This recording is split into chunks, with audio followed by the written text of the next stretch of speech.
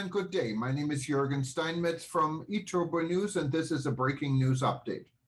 For more news updates and shows, please go to youtube.com/travel news group. youtube.com/travel news group. Here's our update. New Cuba Travel. No quarantine, no tests.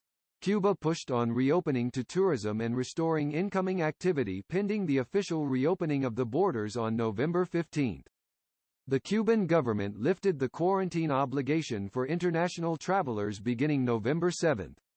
This was confirmed by Tourism Minister Juan Carlos Garcia today during a press conference in Havana on the preparation of the sector for the official reopening. The controlled reopening of tourist services responds to the advance of the vaccination rate against COVID-19 in the country. The minister also indicated that the requirement to submit a negative PCR test for those arriving at any of the island's airports will also be lifted from day 7, although they must demonstrate that they have been immunized with any of the WHO-authorized vaccines. Children under the age of 12 will not have to present any PCR test or vaccination scheme upon arrival in the country.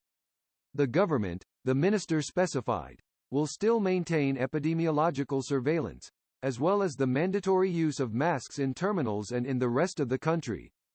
Cuba suspended commercial and charter flights in April 2020. In October of the same year, it reopened its airports, but with a minimal reduction in flights from the United States, Mexico, Panama, Bahamas, Haiti, the Dominican Republic, and Colombia. As for travel from Italy, Cuba has obtained the green light by the Farnesina, Italian Ministry of Foreign Affairs, on the E list, which includes the countries to which one can travel only for reasons of work and personal urgency but not for tourism.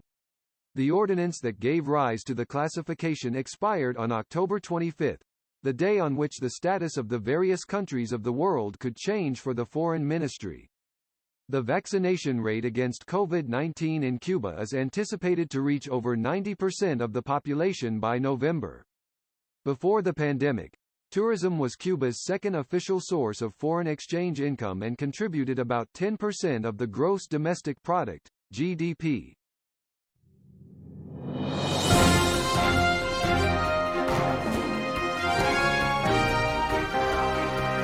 Thank you for listening to our news update. There's more on youtube.com/travel news group, or you can read us, of course, in going to our news portal at eTurboNews.com or travelnews.online.